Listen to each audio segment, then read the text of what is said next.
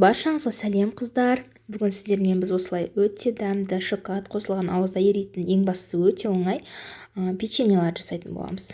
Ол үшін видеода көріп отырғандарыңыздай ерітілген сары майымызға қантымызды қосамыз. Одан кейін тұз, бір қасықтай, жарты қасықтай тұз қосып аласыздар. Одан кейін ванильді қант 1 қасық. Егер сіздерде ванильді қант болса 1 қасық, ал ваниль жай ғана өзі болса, онда жарты қасық қосасыздар. Осылай жақсылап араластырып аламыз. Осы массамызға енді жұмыртқамызды, 2 жұмыртқамызды қосамыз. Жұмыртқаларымыз бөлме температурасында болуы тиіс. Солай жөн болады. Менде орташа 2 жұмыртқа.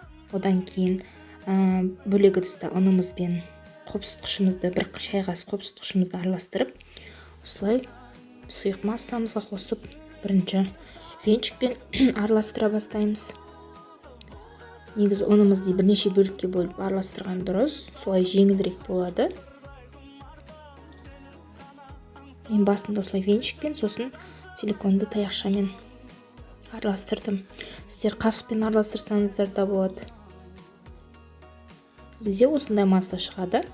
Енді оның үстіне қара шоколад немесе молочный шоколад қосуға болады. Осылай 2 бөлікке бөліп араластырып саламыз. Енді қасықтың көмегімен осылай думалақша шариктерді шығаруға болады. Немесе менде бірінші партиясын осылай қасықпен жасадым, екінші партиясын қолмен жасадым. Қолға қатты жабыспайды бұл. Тіпті жабыспайды десе де болады, өйткені құрамында май бар. Одан кейін осылай қасықтың көмегімен осылай жайып шығуға болады, немесе тура сол күйінде қалдыруға болады, думақ күйінде.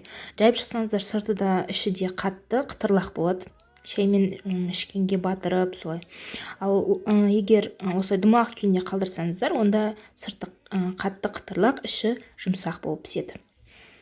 Сол каналыма тіркелуді ұмытпаңыздар қыздар. Маған қолдау білдіріңіздер, Instagram парақшама жазылыңыздар. Барлық рецепттер описанияда тұр.